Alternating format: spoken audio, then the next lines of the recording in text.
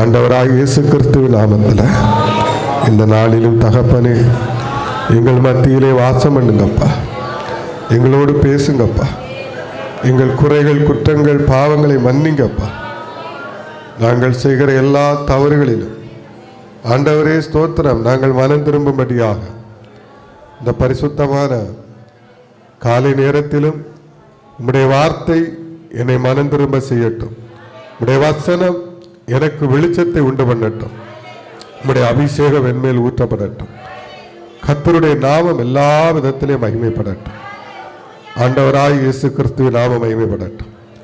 அல்லேலூயா, அல்லேலூயா. எல்லாரும் உட்காருங்க. கர்த்தருக்கு ஸ்தோத்திரம். கர்த்தருடைய பெரிதான கிருபையினால கொஞ்சம் காலை நீட்டி போட்டுட்டு இருக்க மாதிரி சேர் போட்டு கொடுங்க. அல்லேலூயா. ஆண்டவராய் இயேசு கிறிஸ்துவ நாமத்தில் வந்திருக்கிற கர்த்தருடைய பிள்ளைகள் எல்லாரையும் கர்த்தர் உங்களை ஆசீர்வதிப்பார். இந்த நாளிலும் நாம் வெளிப்படுத்தின விசேஷம் 12வது அதிகாரம் 4வது வசனத்தை எடுத்து தியானிக்க போகிறோம்.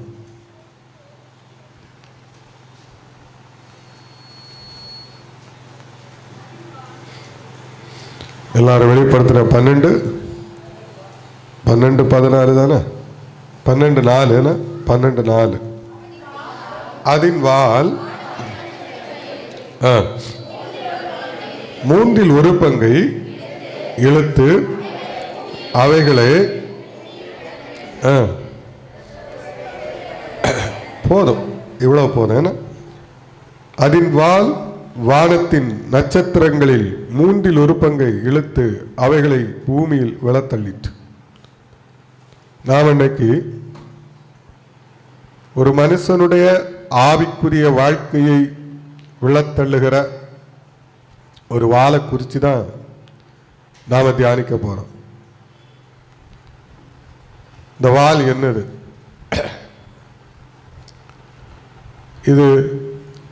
இந்த வாள் இன்னைக்கு உலகத்தை ஆளுகை செய்து கொண்டிருக்கிறது. அல்லேலூயா. இந்த வாளை குறித்து சில விஷயங்களை, 2 விஷயங்களை நான் சொல்லுறேன். 2-3 விஷயங்கள் உலக பிரகாரமாக சொல்ல வேண்டும் என்றால், இந்த வாள் அதிகாரம் படைத்தது. இந்த வாள் அதிகாரம் படைத்தது, சகல அதிகாரம் படைத்த ஒரு வாள் இது. இந்த வாள் தான் நினைக்கிறதை, இப்போ இந்திய தேசம் இருக்கிறது, உலகத்தில் எந்த பகுதியில் யார் ஆளுகை செய்ய வேண்டும் என்பதை தீர்மானிப்பதும் இந்த வாள் தான். உங்களுக்கு புரிஞ்சிருக்குன்னு நினைக்கிறேன். இன்னொரு விதத்தில் இந்த வாள் எதுன்னு கேட்டீங்கன்னா, பொல்லாத துஷ்ட ஸ்தாபனங்கள், துஷ்டத்தனமான உபதேசங்களோடு வருகிற ஸ்தாபனங்களும் வாள். ஆனால் இந்த வாள் என்ன செய்கிறது என்றால், ஒரு மிகப்பெரிய கூட்டத்தை விழத்தள்ளுகிறது. அந்த மிகப்பெரிய கூட்டம் எப்படிப்பட்ட கூட்டம் என்றால், நட்சத்திரங்களைப் போல பிரகாசிக்கிற கூட்டம். நட்சத்திரங்களைப் போல பிரகாசிக்கிறவர்கள் எல்லாரும் நினைக்கிறீங்க ஊழியக்காரர்கள் மாத்திரம்தான் அப்படின்னு நினைக்கிறீங்க. விசுவாச பிள்ளைகளும் அதில் அடங்கும். உபாகமத்தின் புஸ்தகம் 28வது அதிகாரம் 28வது அதிகாரத்தில் நீங்க சில நேரங்களில் தவறான குறிப்பை எடுத்து வச்சு விடுவேன். பக்கம் 260, இதுல 62வது வசனமாக இருக்கலாம். வாசிங்க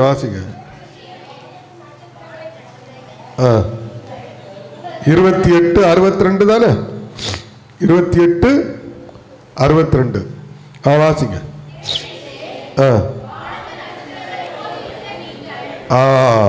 இருக்குதாங்க.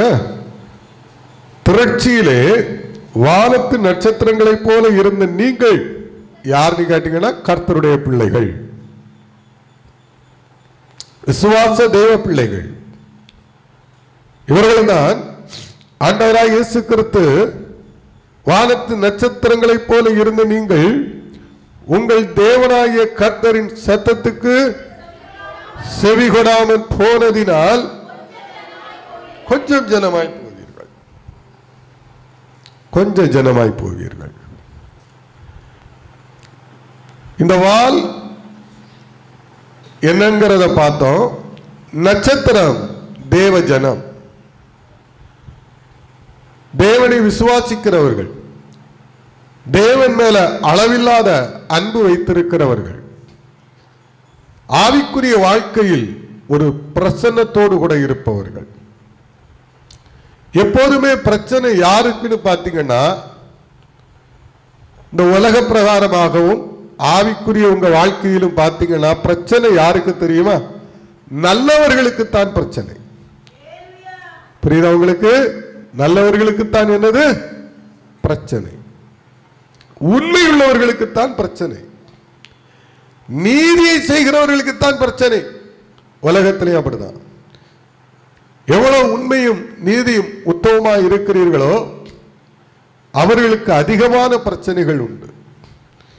அவர்களை அதிகமாக அப்படிப்பட்டவர்களுக்கு கெட்ட பெயர்களை உண்டு பண்ணுவதற்கு இந்த உலகம் போராடிக்கிட்டே இருக்கும். மாத்திரமல்ல, அந்த நீதியும் உண்மையும் உத்தமமாக இருக்கிறவர்களை எந்த விதத்தில் அவர்களை கீழே தள்ளலாம், இல்லை எப்படி அவர்களை ஏதாவது ஒரு காரியத்தில் அகப்பட வைக்கலாம். இது இந்த உலகத்தில் நடக்கிற ஒரு காரியம். அதே போலதான் நம்முடைய ஆவிக்குரிய வாழ்க்கையிலும் அப்படித்தான். உங்க ஆவிக்குரிய வாழ்க்கையிலும் இந்த காரியங்கள் நடக்கும். எப்படி ஒரு நல்ல கர்த்தருடைய தேவ மனுஷனை நாம் விழத்தள்ள வேண்டும். இவர்கள் கர்த்தருக்காக எப்ப நீங்க தேவனுக்காக வாழ வேண்டும் என்கிற ஒரு முடிவு எடுக்கிறீங்களோ போராட்டம் உண்டு. நான் இல்லைன்னு சொல்லல. ஆனா இன்னும் வைராக்கியமாக நீங்க ஆண்டவருக்காக வாழணும், தேவனுக்காக நாம ஏதாவது செய்யணும். இந்த உலகத்துல இதெல்லாம் என்னடா ஒரு வாழ்க்கை, இது ஒரு மாய்மாலமான வாழ்க்கை.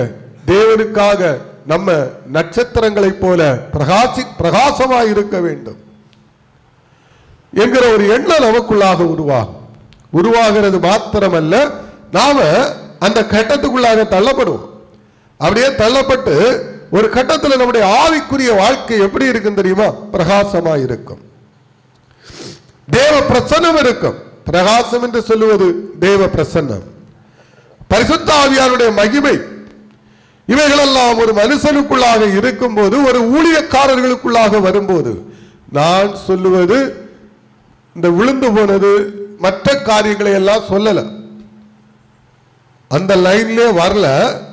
பிரகாசிக்கிறவங்க சொல்லுவாங்க, நல்லா இருந்த ஒரு விசுவாசி ஒரு காலத்துல கர்த்தருக்காக இப்படி வாழ்ந்தாங்க, இப்படி வாழ்ந்தார்கள், இப்படி இருந்தார்கள். ஆனா இன்னைக்கு பாருங்க, கீழ்த்தனமா போயிட்டாங்க. ஒரு காலத்துல இந்த ஊழியக்காரன் எப்படி இருந்தான் தெரியுமா? எவ்வளவு தாழ்மையா இருந்தான் தெரியுமா? எப்படி ஊழியம் செய்தான் தெரியுமா?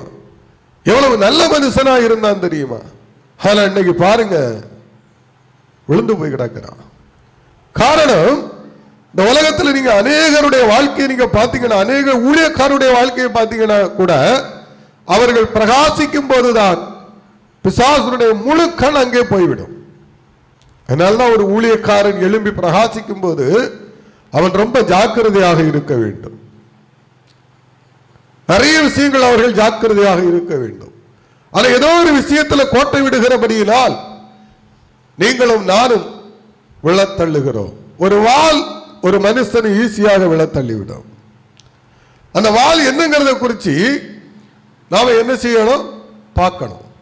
அதற்கு முன்பாக இன்னொரு வசனத்தை, சங்கீதத்தின் புஸ்தகம் 148:3 நீங்க வாசிங்க. நட்சத்திரத்தை குறித்தும் சில வசனங்களை சங்கீதம், பிரகாசம் உள்ள நட்சத்திரங்களே அவரை துதியுங்கள். பிரகாசம் உள்ள நட்சத்திரங்களை என்ன செய்யுங்க? அவரை துதியுங்க. இன்னும் ஒரு வசனம் உண்டு, நான் அதை குறிப்பெடுப்பதற்காக மறந்துவிட்டேன். பரிசுத்தவான்கள் ஆகாய மண்டலத்திலே நட்சத்திரங்களைப் போல என்ன செய்வார்கள்? பிரகாசிப்பார்கள். அப்போ பிரகாசமுள்ள நட்சத்திரமாகிய நீங்களும் நானும் எப்படி இருக்கணும் தெரியுமா? தேவனை துதிக்கணுமா? எப்பொழுது இந்த துதியின் சத்தம் அடங்கி போகிறதோ அப்பொழுது அந்த பிரகாசம் உள்ள நம்முடைய ஆவிக்குரிய வாழ்க்கை முடிந்து போய்விடும். ஒரு காரியத்தை நீங்கள் அறிய வேண்டும். ஒரு காலத்தில் ஆராதனை என்பது தேவனை துதித்துக் கொண்டிருப்பதுதான். அல்லேலூயா. நல்ல ஸ்தோத்திரம் பண்ணுவார்கள். நீங்க பழைய சபைகள் இருந்த அனுபவங்கள் உண்டு. பாத்தீங்கன்னா அப்படியே நின்னுட்டு தோத்திரம் தோத்திரம் தோத்திரம் தோத்திரம் தோத்திரம் சொல்லி ஊழியர்களும் சொல்லிக் கொண்டிருப்பார்கள், விசுவாச பிள்ளைகளும் சொல்லிக் கொண்டிருப்பார்கள். இன்னைக்கு சொல்லி பாருங்க, ஒரு பய சர்ச்சைக்கு வர மாட்டான். ஒரு மணி நேரம் தோத்திரம் தோத்திர ஆண்டவரே தோத்திரம் தோத்திரம் கிருபை கிருபை கிருபைன்னு சொல்லி இன்னைக்கு நீங்கள் நம்ம இதை செய்ய ஆரம்பிச்சிட்டோம்னா ஜனங்கள் மத்தியில் எப்படி ஆகிவிட்டது என்றால் இது ஆராதனை அல்ல, இது ஆராதனை அல்ல. நேற்று இப்ப பாத்தீங்கன்னா யூடியூப்ல நிறைய காரியங்கள் வந்து கொண்டிருக்கிறது. கர்த்தருடைய பிள்ளைகளை தயவு செய்து இன்னைக்கு இருக்கிற சாக்கட ஊழியக்காரனுடைய பாட்டையோ அவனுடைய காரியங்களையோ பார்த்து உள்ள போயிடாதுங்க. உங்களுக்குன்னு ஒரு பரிசுத்தம் இருக்கிறது. ஆல்பங்கள் போடுறாங்க பாருங்க, மனசுக்கு ரொம்ப சங்கடமா இருக்கிறது. இனி ஒரு காலத்துல வரும்போது மற்ற புறஜாதி மனிதர்கள் இதுதான் கிறிஸ்தவம் என்று சொல்லக்கூடிய அளவுல இப்படிப்பட்ட கூவ நதிகளை பிசாசு இறக்கி விட்டிருக்கிறான். இந்த கூவ நதிகளை எல்லாம் என்ன செஞ்சிருக்கிறான்? இறக்கி விட்டிருக்கிறான். நமக்கு இருக்கு எத்தனையோ பரிசுத்தவான்களுடைய பாடல்கள், அல்லேலூயா, ஆயிரக்கணக்கில் இருக்கு. நம்ம தான் என்ன எடுத்து பாடல, அப்படி இருக்கு ஒவ்வொரு பாட்டும். ஒவ்வொரு ஞான பாடல்களும் இன்னைக்கு சிஎஸ்ஐலையும் லுத்தரன், ரச்சினிச்சேன, சவுந்தடே இவங்கெல்லாம் பார்த்தீங்கன்னா நிறைய ஞான பாடல்கள் எல்லாம் எடுத்து அழகா பாடுவாங்க. நான் சில நேரம் கேட்டுட்டு கூட போவேன், அருமையா இருக்கு. ஆனா அவர்களும் காலத்தின் போக்கில் கொஞ்சம் கொஞ்சமா மாறிக்கிட்டு இருக்கிறாங்க. வழி இல்லை, மக்கள் இதை என்ன செய்யறாங்க? அருமையா இருக்கு. அந்த பாடலுடைய ஒவ்வொரு சாட்சிகளை நீங்க கேட்டீங்கன்னா கண்ணீர் வரும், அழுக அப்படியே வரும். அப்படி எழுதின பாட்டு அதெல்லாம். சும்மா ரூம்ல என்ன செய்யல போய் நான் அதுக்கு மேல சொல்லல, ஏதாவது வந்துடும். அப்போ இன்னைக்கு உள்ள காரியங்கள் வேற. நம்ம அந்த லைனுக்குள்ள போகண்டாம். இது கூவம், இது சாக்கடை கூட்டம். இந்த சாக்கடைகளின் கூவத்தை பார்க்கவே வேண்டாம். நமக்கு இயேசு கிறிஸ்து வசனத்தை கொடுத்திருக்கிறார், அவருடைய வார்த்தையை கொடுத்திருக்கிறார். பின் செல்ல வேண்டும் என்றால் இயேசுவுக்கு பின்னால செல்லணும். அல்லேலூயா. பின் செல்ல வேண்டும் என்றால் அப்போஸ்தலருடைய பின்னாடி போகணும். பின் செல்ல வேண்டும் என்றால் மாதிரியா இருக்கிற தேவ மனுஷனுக்கு பின்னாடி போங்க. அல்லேலூயா. ஆமா, இப்படி டான்ஸ் ஆடுறா, இப்படி ஆடுறா, அப்படி ஸ்டெப் போடுறா. ஆமா, அந்த லேடி அப்படி ஆடுறா, அவ லேடியே கிடையாது, அவ ஒரு கேடி. இன்னைக்கு பெண்கள் பலிபீடத்தை ஆக்கிரமிக்க நினைத்தார்களோ நாசமா போச்சு எழுப்புதல் எல்லாம். அல்லேலூயா. என்று ஆண்களையும் புருஷர்களையும் தங்களுக்கு அடிமையாக்க வேண்டும் என்று நினைத்தார்களோ நாசமா போச்சு சர்ச்சில் எல்லாம் எழுப்புதல். நிறைய பேரை பாருங்க, நான் குறை சொல்லுவதற்காக அல்ல, பொண்டாட்டிய பிரசங்கம் பண்ண விட்டு இவன் பின்னாடி இருந்துகிட்ட அழைக்கப்பட்டது நீ, அழைக்கப்பட்டது உன்னை கர்த்தர் அழைத்தார். அதற்காக அவருடைய மனைவியை நான் குறை சொல்லவில்லை. தியாகிகள் தான். ஒரு ஊழியக்காரன ஒருத்தர் கல்யாணம் பண்ணா தியாகம் பண்ணிதான் ஆகணும். நிறைய வேதனைகள் பிரச்சனைகள் உண்டு, நான் இல்லை என்று சொல்லவில்லை. ஆனால் உங்களுக்கு ஆளுகை செய்வதற்கு அதிகாரம் கிடையாது. ஆனா சர்ச்சில் ஒரு பெண்கள் கூட்டம் நடத்தலாம், அதிகாரம் உண்டு. அல்லேலூயா. இந்த பெண்களை நடத்துவதற்கு என்ன செய்யலாம்? இது நடத்தலாம், அவர்களுக்கு நல்வார்த்தைகளை சொல்லலாம், அதிகாரம் உண்டு, இருக்கிறது, வசனங்கள் இருக்கிறது. நான் இல்லை என்று சொல்லவில்லை. பைபிள் ஆதாரங்கள் அதோடு தான் பேசிக் கொண்டிருக்கிறேன். நான் வாசித்தவைகளை தான் சொல்லிக் கொண்டிருக்கிறேன். என்னைக்கு பாருங்க, இன்னைக்கு பாருங்க, அதுவும் பாத்தீங்கன்னா நல்ல பாட்டு பாடி நல்ல வெள்ள தோல் அப்படியே துண்டுனா ரத்தம் வரக்கூடிய ஊழியக்காரிகளை தான் இன்னைக்கு பெரிய பெரிய பாஸ்டர்மார் கொண்டு விட்டு பாட்டு பாட வச்சுக்கிட்டு இருக்கிறான். சுண்டுனா என்ன வரணும்? ரத்தம் வரணும். நான் இதுக்கு மேல போனவனா வேற லைன்ல போயிடாது. அப்போ நம்மளை விழத்தள்ளுகிற வாள். ஏன்னா ஏன் இவைகளை எல்லாம் பரிசுத்த ஆவியானவர் நமக்கு வெளிப்படுத்தி கொண்டிருக்கிறார் என்றால், ஒரு தேவ மனுஷன் பரிசுத்த ஆவியை பெற்றவர்கள் இவைகளை புரிந்து கொள்ள வேண்டும். இயேசு கிறிஸ்து என்னோடும் உங்களோடும் இருப்பார் என்றால் இவைகளை அறிந்து கொள்ள வேண்டும். அல்லேலூயா. கடைசி காலம். இந்த கடைசி காலத்துல அது என்ன வேணாலும் செய்யும், என்ன வேணாலும் செய்யும். வாசிக்கலாம். இந்த வாள் என்னங்கிறதை குறித்து ஏசாயா தீர்க்கதரிசியின் புஸ்தகம், ஏசாயா தீர்க்கதரிசியின் புஸ்தகம் பக்கம் 815, பக்கம் 815 எல்லாரும் எடுத்துக்கொள்ளுங்கள். அதுல 9வது அதிகாரம் 15வது வசனத்தை வாசிங்க. வாசிச்சு அண்டர்லைன் பண்ணி வைத்துக் கொள்ளுங்கள்.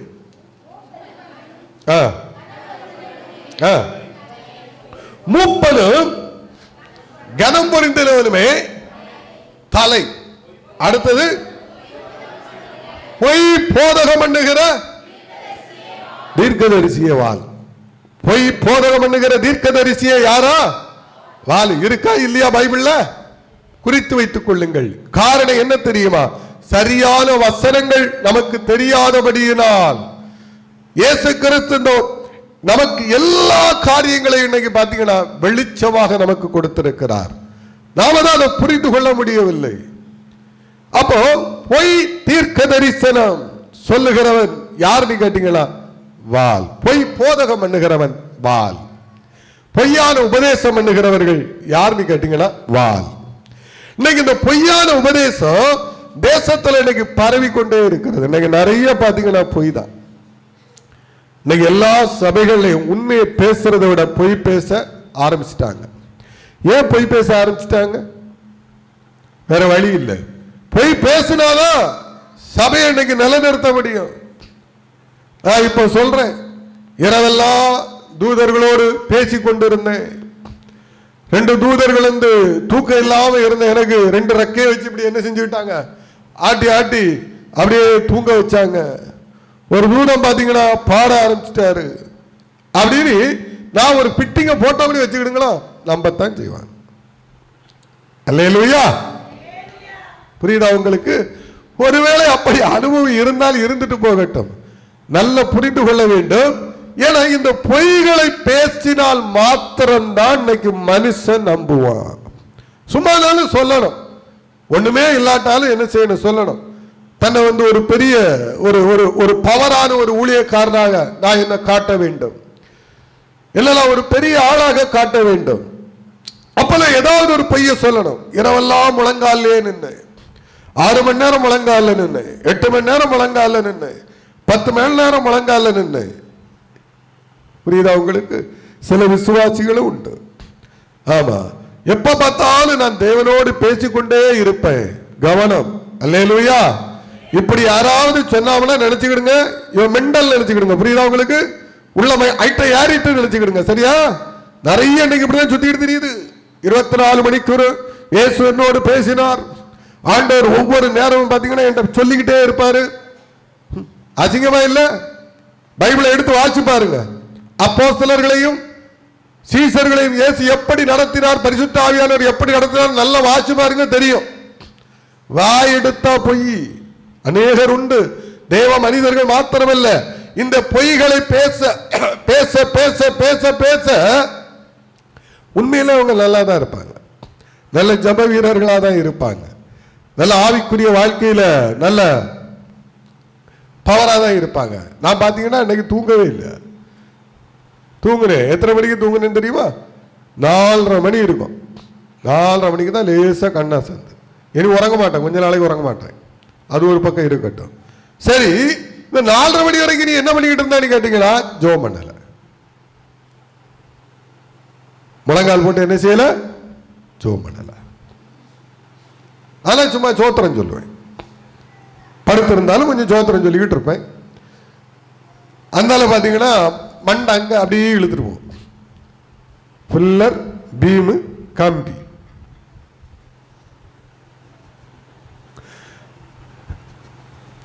புரியுதா உங்களுக்கு?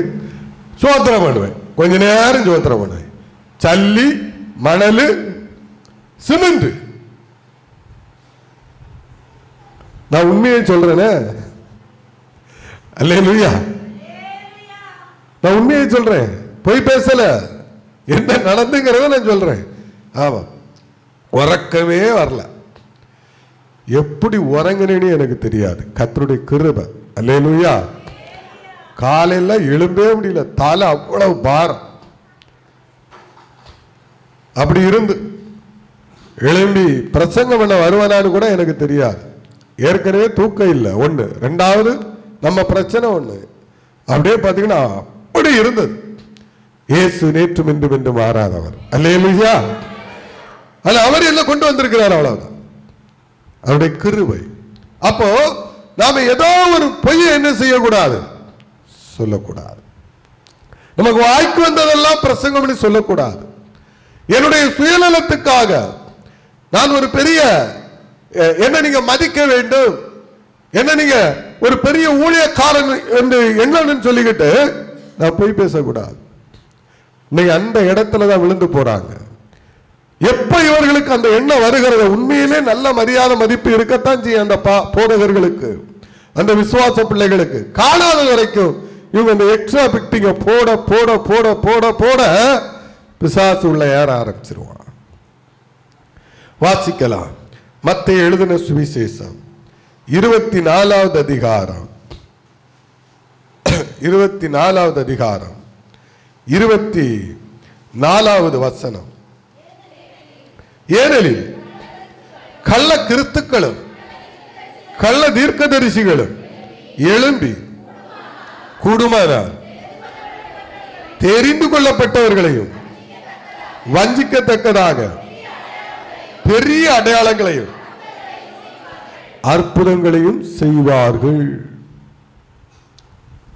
கள்ள கிறிஸ்து என்றா யார் தெரியுமா? கள்ள அபிஷேகம் பெற்றவர்கள். கள்ள அபிஷேகம் பெற்றவன் தான் கள்ள கிறிஸ்து. நீங்க அது ஏதோ வித்தியாசமா நீங்க நினைச்சிடாதுங்க. தேவனிடத்தில் இருந்து வருகிற அந்த அபிஷேகத்தை பெறாதபடிக்கு பிசாசினால் வருகிற அபிஷேகத்தை பெற்றுக்கொண்டு அநேக காரியங்களை செய்கிறவர்களை குறித்துத்தான் வேதம் சொல்லுகிறது. கள்ள கிறிஸ்துக்கள். இந்த கள்ள கிறிஸ்துக்கள் எழும்பி கூடுமானால் என்ன செய்வார்கள்? அநேகரை வஞ்சிப்பார்கள். இந்த கடைசி காலத்தில் இது நடக்கும். இன்னைக்கு அநேக அற்புத அடையாளங்களை நாம் பார்க்கிறோம். அநேக அற்புத அடையாளங்கள், புற காரியங்களையும் கூட இது நடக்க ஆரம்பிச்சாச்சு. பயங்கரமாக நடக்கிறது. நீங்க நம்ப மாட்டீங்க.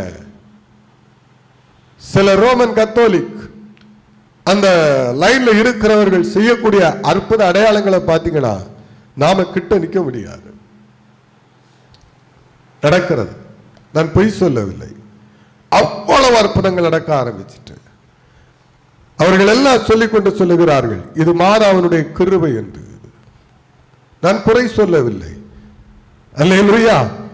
இந்த கடைசி காலத்தில் அதற்கு மேன்பாக தேவன் தம்முடைய பிள்ளைகளுக்கு ஏதாவது செய்தால் மாத்திரம்தான் இனி சபை தப்பித்துக் கொள்ளும். அல்லேலூயா. இயேசு ஜீவனுள்ள தேவன் என்பதை ஜனங்கள் விசுவாசிப்பார்கள். ஒரு பாட்டு உண்டு. கள்ளர்கள் பரவி கர்த்தரின் வார்த்தையை, கள்ளர்கள் பரவி கர்த்தரின்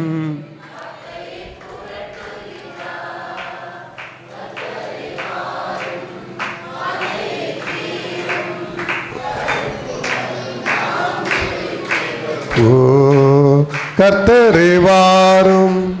எல்லாரும் கரங்களை தட்டி தோடு எக்கால வானில் தோணித்திடுதே திடுவா எக்கால சத்தம் வானில் தோணித்திடுதே.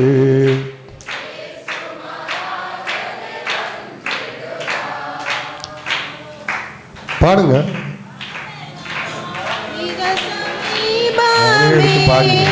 சுத்தர்கள் யாவரும் சேர்ந்திடவே. எல்லாரும் அப்படியே எழுப்பி ரெண்டு கரங்களை எல்லாம் எழுப்பணும். சுத்தர்கள் யாவரும் சேர்ந்திடவே. வானில் தேவாதி தேவனை தரிசிப்போமே.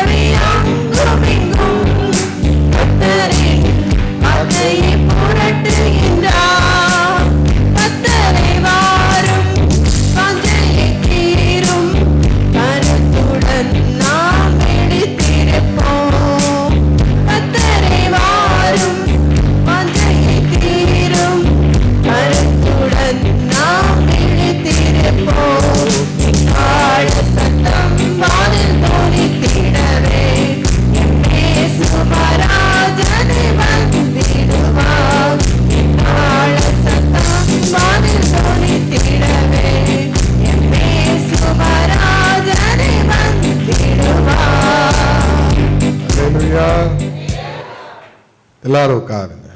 கர்த்தருக்கு ஸ்தோத்திரம் உண்டாகட்டும். பாருங்க, அன்னைக்கு என்ன அழகான ஒரு பாட்டு பார்த்தீங்களா?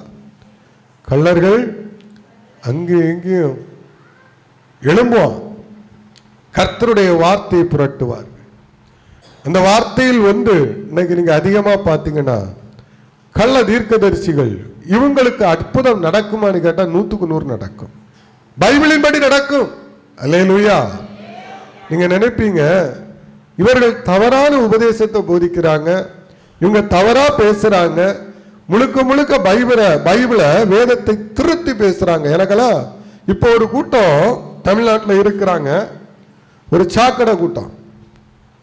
இவனுங்களுக்கு வேலையை வேசித்தனம் பண்றது, உபச்சாரம் பண்றதும், காசு சம்பாதிக்கிறதும், நல்ல ஆடம்பரமாக வாழ வேண்டும் என்பதுதான் இவருடைய மைண்டு. நல்ல புரிந்து கொள்ள வேண்டும். இந்த எண்ணங்களை இவர்கள் எப்படி உருவாக்க ஆரம்பிச்சிட்டாங்கன்னா, தேவனுடைய உபதேசமாக இவர்கள் அற்புதம் நடக்கான்னு கேட்டீங்கன்னா அற்புதங்கள் நடக்கிறது. இவர்கள் தீர்க்க தரிசனம் சொல்லுவாங்கன்னு கேட்டீங்கன்னா தீர்க்க தரிசனம் சொல்றான். ஆனால் எப்படிப்பட்ட தீர்க்க தரிசனங்கள் என்றால் பொய்யான தீர்க்க தரிசனங்கள். பொய்யான தீர்க்க தரிசனங்கள். அங்க இருக்கிற ஜனங்களை என்ன செய்கிறார்கள்? முதலாவது, இயற்கையில இவர்கள் கொஞ்சம் படித்தவர்கள், கொஞ்சம் அறிவுள்ளவர்கள், நல்ல டிகிரிகள் முடித்தவர்கள். ஏன்னா இவங்க இந்த வேலையெல்லாம் இவ்வளவு படிச்சுக்கிட்டு ஒரு வேலைக்கு போனா நல்லா போனா 15,000 25,000 சம்பளம் கொடுப்பாங்க. ஆனா இவர்கள் ரொம்ப திறமைசாலிகள். நீங்க அதாவது ஒரு மாதிரிப்பட்ட தெரிந்து கொள்ளப்பட்டவனே விழுந்துருவான். சமீபத்தில் பார்த்தீங்கன்னா ஒரு ஊழியக்காரன் தப்பான பிரசங்கத்தை பண்ணிக்கிட்டே இருக்கிறான். அவனுக்கு சாவு நாள் எடுத்தாங்க. சாவு நாள், 50வது சாவு நாள். எத்தனாவது சாவு நாள்? 50வது சாவு நாள் எடுத்தாங்க. புரிஞ்சிருக்கும்னு நினைக்கிறேன். உங்களுக்கு புரியுதா? 50வது மரண நாள். இந்த 50வது சாவு நாள் எடுக்கும் போது பாத்தீங்கன்னா அநேக ஊழியர்கள் அங்க வந்து நிற்கிறாங்க. அதுல ஒரு கமாண்ட நான் வாசிச்சேன். அதுல ஒரு எங்க ஊழியக்காரனும் இந்த ஊழியக்காரன் விழுந்துட்டான். நீங்க நம்ப மாட்டீங்க. அவன் சொல்லுகிறான், 300 விசுவாசிகள் என்னுடைய சபையில் இருக்கிறார்கள். 300 விசுவாசிகள் இருக்கிற ஊழியக்காரன் கூட இந்த குரூப்ட விழுந்து கிடக்கிறாமனா, நீங்க கொஞ்சம் அவர்களை கூர்மையாக நீங்க பாத்தீங்கன்னா ஆட்டோமேட்டிக்கா போயிருவீங்க. இந்த வசியம்னு சொல்லுவாங்க, புரியுதா உங்களுக்கு? பொம்பளைகளை மயக்கிறதுக்கு வசியம்னு சொல்லுவாங்க. அந்த வசியம், இந்த வசியம், இப்படி ஒரு வசியம் தான் அது. அல்லேலூயா. அது கூர்மை, ஒரு ஆசைகளை தூண்டுவது, நமக்கு இருக்கிற ஆசைகளை தூண்டுவது. ஒரு மனிதனுடைய வாழ்க்கையில் இன்னைக்கு எதெல்லாம் தேவையோ அவைகளெல்லாம் கிடைக்கும் என்பதை தூண்டி விடுவது. இது நான் சொல்லுவது சாதாரண விஷயம் அல்ல. இது அளவுக்கு மீறாக தூண்ட தூண்ட தூண்ட தூண்ட அவன் விழுந்துருவான். அவன் எந்த லெவலுக்கும் போவான். கிடைக்கும் கிடைக்கும் கிடைக்கும். ஏன் கிடைக்காது? நீ இன்னும் அப்படி போராடு, நீ இன்னும் இப்படி போராடு, நீ இன்னும் விசுவாசத்துக்குள்ள வரவில்லை, நீ இன்னும் இந்த வசனத்தை நீ வாசிக்கவில்லை. நான் நேற்று வாசித்தேன்.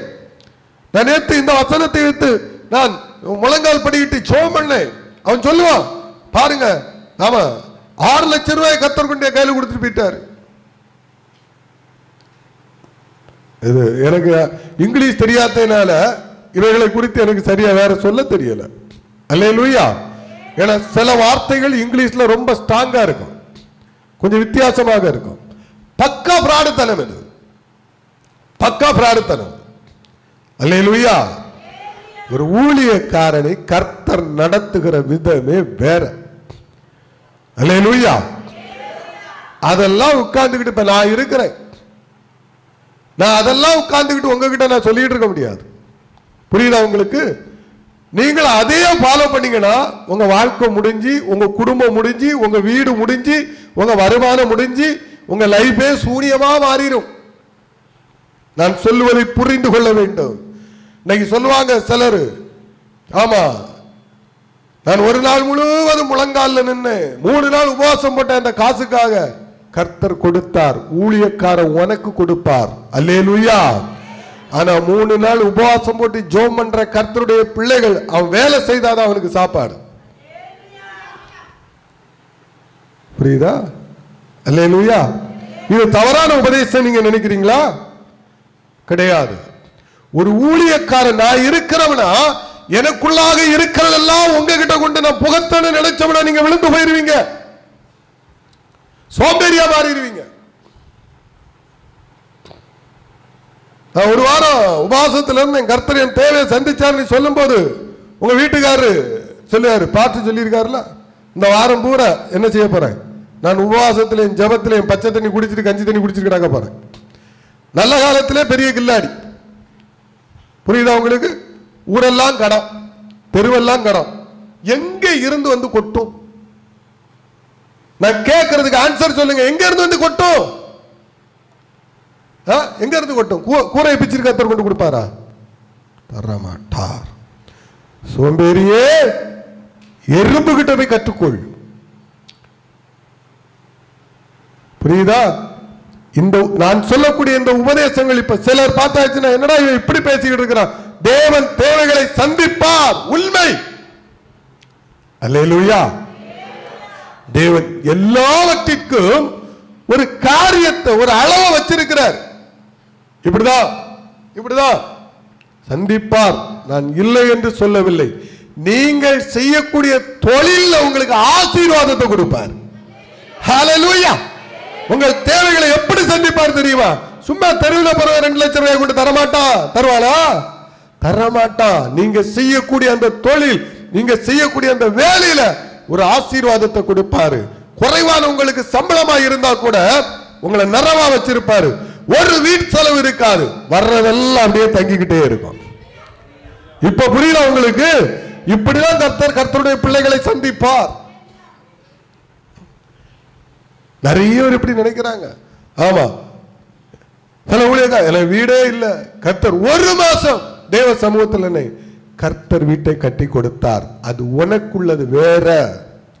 அல்லேலூயா. உங்க கதை வேற. இன்னைக்கு இதெல்லாம் நான் தயவு செய்து சொல்றேன், இந்த ஊழியக்காரர்கள் சிலர் சொல்லக்கூடிய கப்சா கதைகளை கேட்காதுங்க. பிச்சை எடுக்க ஆரம்பிச்சிருவீங்க. ஏசப்பா சொல்லி கொடுத்திருக்கிறதெல்லாம் கேளுங்க, அப்போஸ்தலர்கள் சொல்லி கொடுத்திருக்கிறதை கேளுங்க.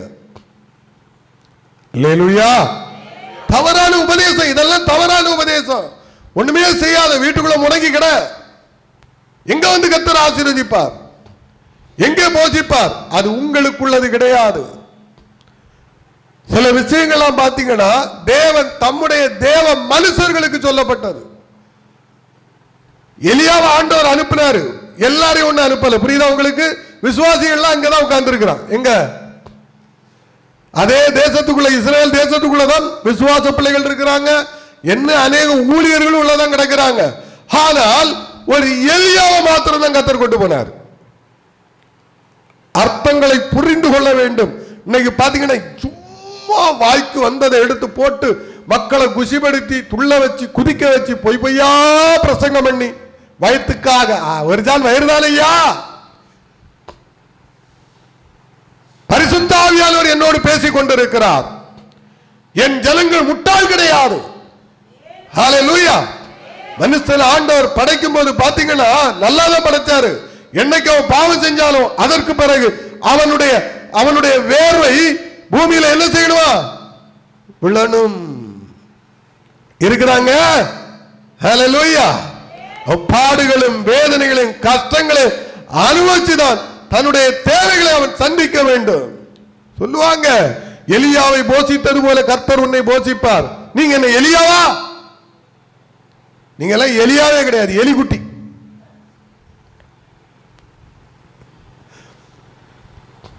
ஏன் கவலைப்பட வேண்டும் அப்படிம்பாங்க. ஜாக்கிரதை. அல்லேலூயா. பைபிள்ல நீங்க ஒவ்வொரு காரியங்களை நீங்க தெளிவாக பாத்தீங்கன்னா நிறைய விஷயங்கள் உண்டு, நிறைய விஷயங்கள் உண்டு. எலியாவை கர்த்தர் போஷித்தார். என்னை போஷிப்பார் என்றால் சோத்திரம். எலியா என்னெல்லாம் தியாகம் பண்ணாரு? எலியா தேவனால அழைக்கப்பட்டு ஒரு நோக்கத்துக்காக தெரிந்து கொள்ளப்பட்ட ஒரு பாத்திரம். இப்படித்தான் அவனை நடத்த வேண்டும் என்று தேவன் அவனை கொண்டு போறாரு. அதே போல உங்களை என்னையும் கொண்டு போக மாட்டார். இப்ப புரியுதா? சரி, எலியாவை போஷித்த தேவன் நம்மளை போஷிப்பார், அது உண்மைதான். அல்லேலூயா. அதையும் நீங்கள் புரிந்து கொள்ள வேண்டும். உங்களுக்கு தேவன் கொடுக்கிறதெல்லாம் நிறைவா இருக்கும். புரியுதா? உங்களுக்கு எல்லாம் எப்படி இருக்கும்? நிறைவா இருக்கும். ஏதாவது ஒரு வழியில கர்த்தர் உங்களுக்கு தேவையான காரியங்களை சந்திச்சுக்கிட்டே இருப்பார். அல்லேலூயா. கூடையும் கொடுக்க மாட்டார், குறவும் கொடுக்க மாட்டார். அதனால் சந்திக்கப்படும். கொரோனா காலத்துல போஷிக்கலையா கர்த்தர்? போஷிச்சார், அப்படிதானே?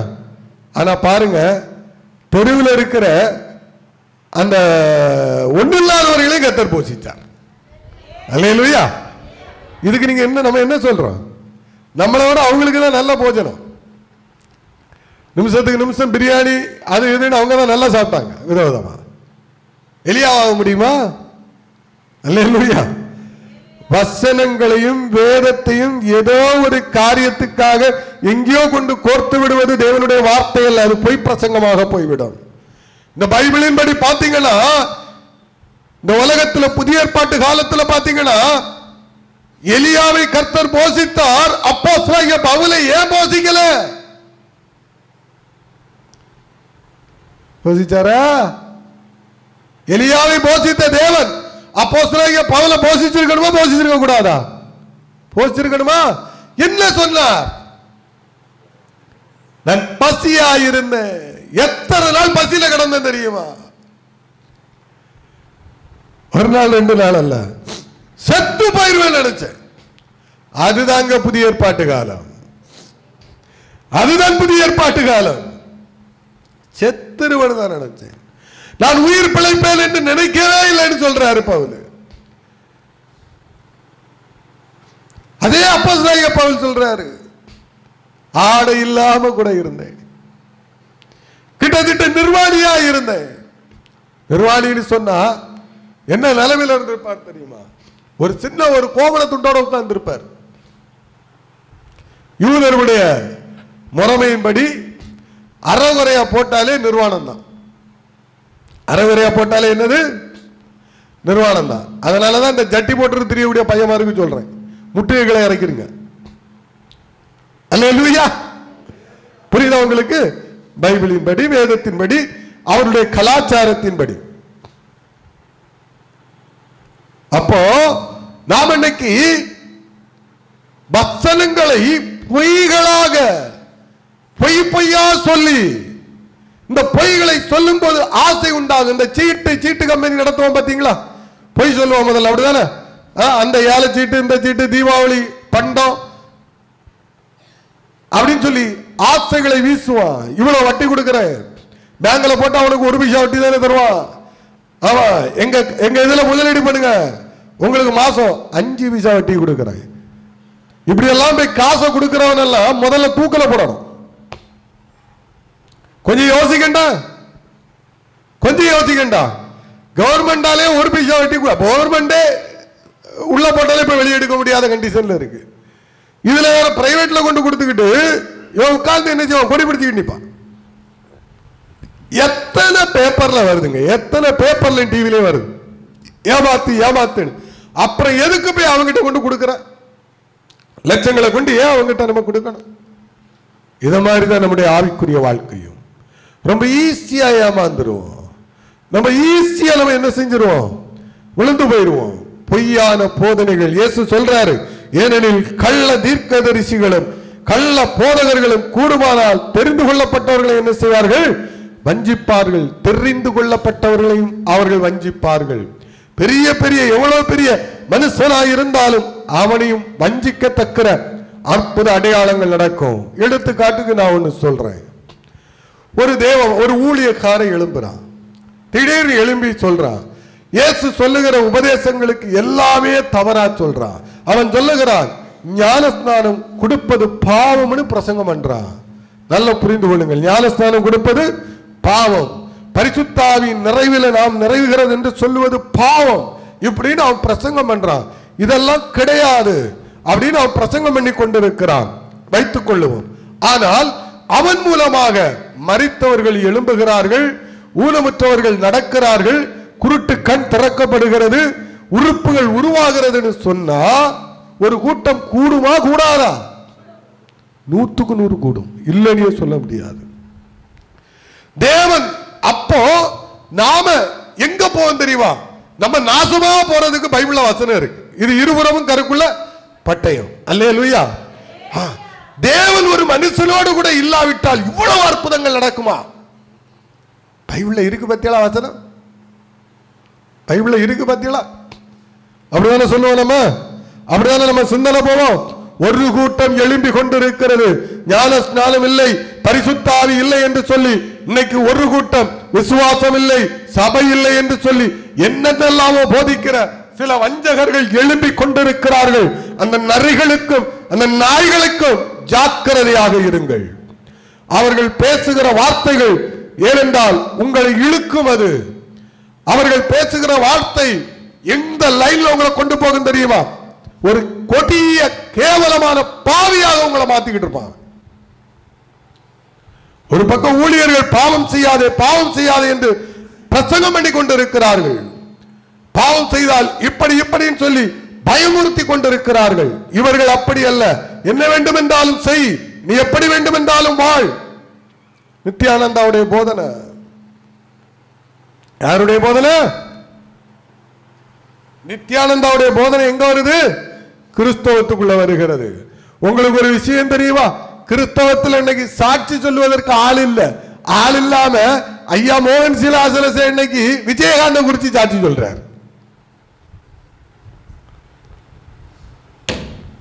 எனக்கு சந்தோஷமாக இருந்தது. ஹல்லேலூயா. ஒருத்தம் கூட இல்ல பாத்தீங்களா? அன்னை தெரசா தவிர எங்க போக வேண்டி இருக்கிறது? ஆமா, அந்த மனுஷனை எடுக்க வேண்டியது இருக்கிறது எடுத்துக்காட்டுக்கு. அப்போ நீ அப்படி வாழல. இப்ப இருக்கிற தமிழ்நாட்டில் இருக்கிற ஊழியக்காரங்க அப்படி வாழல. உங்களுக்கு தெரியுது, எல்லாம் கள்ள பயனு. இதனுடைய வெளிப்பாடு தான் அது. சொல்ல முடியுதா? இன்னைக்கு தான தர்மம் எல்லாம் பேசும்போது என்எஸ்கே கலைவாணரை பேசிக்கிட்டு இருக்கிறோம், காமராஜரை பேசிக்கிட்டு இருக்கிறோம். வாழ்க்கையை குறித்து பேசும்போது காமராஜரை பேசுறோம். எத்தனை ஊழியர்கள் இன்னைக்கு பேசிக்கிட்டு இருக்கிறாங்க சொல்லுங்க பாப்பா. இனி இந்த ஜெனரேஷன் அடுத்த ஜெனரேஷன் பேசுவதற்கு யார் இருக்கிறா? யார் இருக்கிறா சொல்லுங்க. எம்ஜிஆர் பேசுறாங்க. உண்மையிலே சொல்றேன், அவர்கள் பேசுறதில்லை, பேசப்பட வேண்டும். ஒரு கிறிஸ்தவ ஊழியக்காரருக்கு சொன வரணும், மானம் மானம் மானம் வரணும். லேச ரெண்டு எச்சி பேய துரத்தியாச்சுன்னா பெருமை, பெருமையின் உச்சகட்டம். ஆமா, அதுக்கு அடுத்தது பாத்தீங்கன்னா டை கட்டுறதுக்கு ஒருத்தன், உள்ளக்குள்ள இருக்கிற அன்றைய போட்டு விடுறதுக்கு ஒருத்தன், கை கால் விளங்காம இருந்தா போட்டு விடலாம், தப்பு கிடையாது. அல்லேலூயா. ஆமா, நான் சொல்றது போய் கிடையாது. சூ லேச கட்டி கொடுறதுக்கு ஒருத்தன். காமராஜர் என்ன செஞ்சிருப்பார் தெரியுமா? எனக்கு கை இல்லையா சொல்லிட்டு போட்டிருப்பார் ஒரு அட்டி. அந்த படிக்க வேண்டியது இன்னைக்கு அவர்களிடத்துல போய் படிக்கணும். கிறிஸ்தவன் பெருமை பெருமை. பாஸ்டர் என்று சொல்லுவது அது ஒரு புனிதர் பட்டம் கிடையாது, கர்த்தர் போட்ட பிச்சை. அல்லேலூயா, சோத்திரம். இந்த பாஸ்டர் பட்டம் என்னை பரலோக ராஜ்யத்துக்கு கொண்டு போகாது. அதை முதல்ல புரிஞ்சுக்கிடுங்க.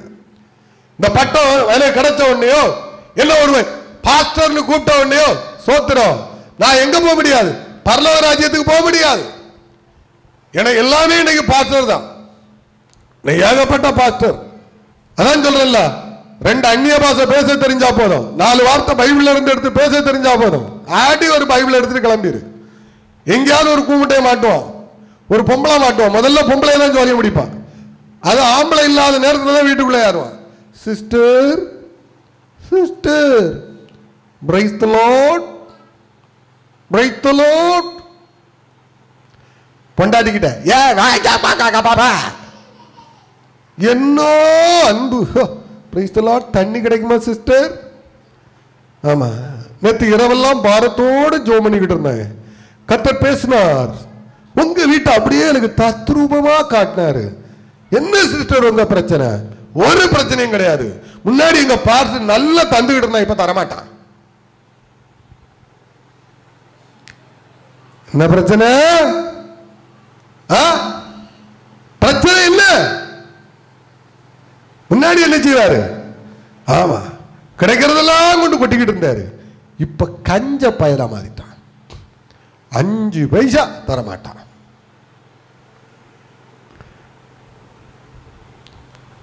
இப்படிதான் இருப்பாங்க. ஆண்டவர் என்கிட்ட பேசினாரு சிஸ்டர். இன்னும் தெரியல, எனக்கு மனசுல அப்படியே ஒரு மாதிரி பட்டு. அதுல வரும்போதே பாத்தீங்கன்னா உங்க வீட்டை பார்த்தேன். எய்த்தால வீட்டுல இருப்பான், பட்டையும் போட்டு உத்ராட்ச கொட்டையும் போட்டுக்கிட்டு இருப்பான். உள்ள போனா கொட்டையை வச்சு ஒரே குத்து. இவனுக்கு வெளிப்பாடு எங்க? எங்கயா கவனம். எனக்கு அப்படியெல்லாம் வெளிப்பாடு வந்ததே கிடையாது. அல்லேலூயா. உங்க வீட்டுக்கு வந்தோம்னா கர்த்தர் எனக்கு உங்க வீட்டை தான் காட்டுறாரு. பக்கத்து வீட்டுக்காரனுக்கு எனக்கு காட்டல, அடுத்த வீட்டுக்காரனுக்கு எனக்கு காட்டல. காட்டும் போது நான் சொல்றேன். அல்லேலூயா. சோத்திரம். கூப்பிட்டாலே அவ்வளவு சீக்கிரம் நான் போக மாட்டேன். உங்களுக்கு தெரியும் இன்னைக்கு ஒரு கூட்டம் இருக்கிறது. வயிறு வயிறு வயிறு, சோறு சோறு சோறு. 10 வீட்டுக்கு போனா வீட்டுக்கு 100 ரூபா வச்சு பாருங்க. 1000 ரூபாய் ஆயிட்டா அப்படியே இல்லை செய்யணும். ஆமா, உள்ள போனவன இப்படி இவனோட கல்லையில கண்டுபிடிக்கிறதுக்கு ஒரே ஒரு ஐடியாவை நான் சொல்லி தரேன். இவனை நீங்க கிளியரா கண்டுபிடிக்கணும். ஒன்னே ஒண்ணு, ஜப ஆரம்பிக்க உடனே கலபல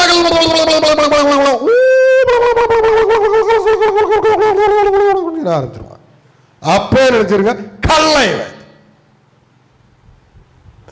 நான் சொல்றது புரியுதா? ஜபமே இருக்காது. மரண அந்நிய பாசை, மரண அந்நிய பாசை. 4 வார்த்தை. ஏசப்பா இந்த குடும்பத்தை ஆசீர்வதிங்க, இந்த வீட்டை ஆசீர்வதிங்க, இவங்களுக்கு நல்ல விஷயங்கள்லாம் சொல்ல வேண்டாம். வண்டி வண்டியா அப்பா நம்ம ஆளு என்ன செய்யும்? ஒத்த கால துள்ள ஆரம்பிப்பாங்க. இங்கெல்லாம் துள்ளுறது வராது. இப்படி புதுசா ஏதாவது ஒரு மாப்பிள்ளைய கண்டா துள்ள ஆரம்பிச்சிருவாங்க. நடக்கிறது நான் சொல்றேன், பொய் இல்ல. இங்க அப்படி கிடையாது. பார்த்தாலே ஒரு பயம். இவன் நம்மள்ட்ட பரிசுத்த ஆவி நினைப்பானா, அசுத்த ஆவி நினைப்பானா, மாம்சம் நினைப்பானா? இவனுக்கு நம்மளை பத்தி எல்லாம் தெரியும். இவன் ஒரு கள்ளி, இவன் ஒரு கள்ளை, இவன் அந்நிய பாஷை ஆவில நிறைஞ்சிட்டு இருக்கானு பார்க்கானா? அதனால கொஞ்சம் ஞானமா நின்னுக்கணும். எம்மா, பரிசுத்த ஆவியை பெற்றவர்கள் நீங்க அடக்க வேண்டாம். அந்நிய பாஷை வரங்கள் உள்ளவர்கள் நீங்கள் பேசுங்கள், தடை இல்லை. அல்லேலூயா. தடை இல்லை. எல்லாம் ஒரிஜினலா இருக்கணும், எல்லாம் உண்மையா இருக்கணும், எல்லாம் கரெக்டா இருக்கணும். அதனால சிலர் சொல்லுவாங்க, எங்க சர்ச்சுக்கு போன அங்கெல்லாம் நீங்க இவ்வளவு நாள் அந்நிய பாஷை பேசலையா? நான் நல்லா பேசுவேன். பேசிட்டு போ. புரியுதா உங்களுக்கு? அது நீங்க பேசாத உடனே நீங்க பரலோக ராஜ்யத்துக்கு போகாம இருக்க மாட்டீங்க. நான் ஏன் இதெல்லாம் சொல்றேன்னா, தவறான உபதேசங்கள், பொய்யான தீர்க்க தரிசனங்கள்.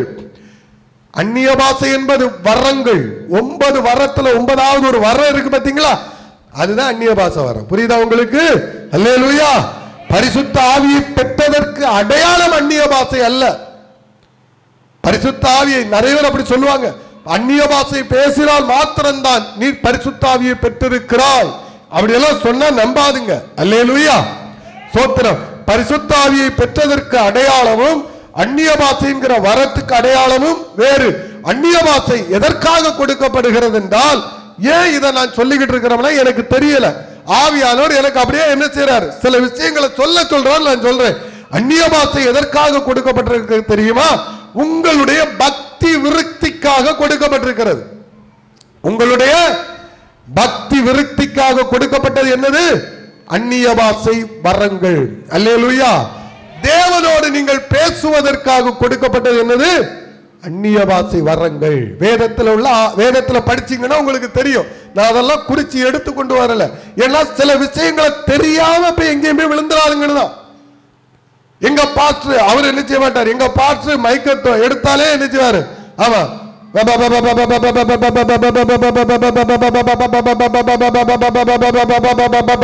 அப்படிம்பாரு. இவர் என்னடா ஊழியக்காரு, இவ்வளவு நேரம் ஆச்சு, இவ்வளவு ஆராய்ச்சி நடத்தி இருக்காரு, இவ்வளவு ஜெபம் பண்ணி இருக்காரு, இவர்கிட்ட அந்த அபிஷேகமே இல்லையே, எதுக்கப்பா நான் இங்க தேவையில்லாம அதை சொல்லிக்கிட்டு இருக்கணும். அந்நிய பாஷை என்பது ஆட்டோமேட்டிக்கா வரும். அல்லேலூயா. ஆராதனை நேரங்கள்ல வரும். வருவது மாத்திரமல்ல, அதுக்கு வியாக்கியானம் சொல்ல வேண்டும். அல்லேலூயா. வியாக்கியானம் சொல்லவில்லை என்றால் அந்நிய பாஷை பேசக்கூடாது. ஊழியக்காரனா இருந்தாலும் பேசக்கூடாது. அது உன் தனிப்பட்ட பக்தி விருத்திக்குரியது. நான் கீழே இருந்து மணிக்கிற கணக்கு அந்நிய பாஷை பேசணும். பேசி என்னுடைய பக்தி விருத்தியை நான் கரெக்ட் பண்ணணும். என்னுடைய காரியங்களை சரி பண்ணணும். என்னுடைய ஒவ்வொரு காரியங்களும் தேவனுக்கு நேராக கடந்து செல்ல வேண்டும். நான் அப்படியே என்ன செய்யணும்? தேவ பிரசன்னத்துக்குள்ளாக முழுவதுமாக எனக்குள்ள இருக்கிற எல்லா அசுத்தங்களும் கழுவப்படுவதற்கு பயன்படுத்துகிற ஒரு ஆயுதம் தான் அந்நிய பாஷை. இப்ப புரியுதா? அதனால அந்நிய பாஷை பேசினாதான் எனக்கு பரிசுத்த ஆவி கிடைச்சிருக்கு. ஏன் ஒரு 2 மணி நேரம் ஜோத்திரம் ஜோத்திரம் ஜோத்திரம் ஜோத்திரம் சொல்லக்கூடிய உங்களுக்கு பரிசுத்த ஆவி இல்லையா? இருக்கிறது. ஆனா நீங்க பாத்தீங்கன்னா நிறைய பேர் நான் பார்த்திருக்கிறேன். சரி வேண்டாம், விட்டுரும். அல்லேலூயா, சோத்திரம். அப்போ இந்த கடைசி காலங்கள்ல இப்படிப்பட்ட பொய்களை என்ன செய்யாதுங்க, நம்பாதுங்க. இப்படிப்பட்ட நபர்களை ஏற்றுக்கொள்ளாதீர்கள். தப்புன்னு ஏதாவது ஒண்ணு சொல்லிடுவாங்க, குடும்பங்களை பிரித்து விடுவார்கள். பொய்யான தீர்க்க தரிசனம் என்று சொல்லி எத்தனை இடங்கள்ல குடும்பங்களை உடைச்சு கொண்டிருக்கிறார்கள் தெரியுமா? ஸ்தோத்திரம். இன்னைக்கு இந்த தீர்க்க தரிசனங்கள் அநேகர் மாட்டிக்கொண்டிருக்கிறார்கள். நம்ம நட்டால ராஜன் பாஸ்டர் ஒரு சாட்சி சொன்னாரு. அங்க ஒரு ஒரு ஒரு ஒரு ஒரு லேடி இருக்கிறாங்களா, கொண்டு வச்சிருக்கிறா, ஜெபம் பண்ணி கொண்டிருக்கிறாங்களா, துல்லியமாக வெளிப்பாடு சொல்லுவாங்களா. எப்படி துல்லியம், உங்களுக்கு நடந்தது நடக்க போறத சொல்லுவாங்க. நான் உட்கார்ந்துருக்கேன், என்ன கூப்பிட்டாரு, ஒன்று வந்துருப்பாங்க, ஒரு கும்பிடு, எப்பா நான் வரலப்பா, நீங்களே பார்த்துக்கிடுங்க, ஒன்று பார்த்துட்டு போங்க. நான் பார்க்கவும் வரல, கேட்கவும் வரல, ஐயா நம்ம அனுபவிச்சதெல்லாம் போதும். அல்லேலூயா, ஸ்தோத்திரம். நம்ம நிறைய பிடிச்சிருக்கிறேன், ஆனா அதனுடைய பாடுகள் என்ன நமக்கு தெரியும். ஸ்தோத்திரம். அப்போ நீங்க நம்ப மாட்டீங்க, அந்த அந்த சகோதரிக்கு வீட்டுல பாத்தீங்களா, கவனம், எல்லாம் கவனம்.